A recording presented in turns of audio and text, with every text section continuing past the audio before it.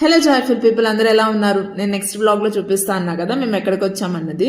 First అయితే smart bikes కి అయితే వచ్చేసాము. ఇక్కడ మాకు దారిలో సోలార్ ట్రాక్ అయితే కనపడింది. ఇది నార్సింగ్ నుంచి నానక్రామ్ గూడ వరకు లాంగ్ గా ఇలా సోలార్ ట్రాక్ అయితే వేశారు. కాసేపు సైక్లింగ్ చేద్దామని అయితే వచ్చేసాము. ఛార్జింగ్ అయితే లేవు, ఇంకా ఎలాగో వచ్చాం కదా అని చెప్పి సైకిల్ దొక్కుతామని ఒక 2 సైకిల్స్ అయితే తీసుకున్నాము. 1 అవర్ కి 99 రూపీస్ అయితే ఛార్జ్ చేస్తున్నారు. ఇంకా ఫస్ట్ అయితే నేను వెళ్ళాను, తర్వాత మా సిస్టర్, ఆ తర్వాత నా హస్బెండ్ అయితే వెళ్ళారు. అసలు కిందకి వెళ్ళినప్పుడు బాగానే ఉంది, కానీ డౌన్ ఉండటం వల్ల స్లోప్ పైకి ఎక్కించేటప్పుడు అయితే అసలు నార్మల్ గా లేదో పిక్కలని పట్టేసినాయి అనమాట పైకి ఎక్కించేసరికి.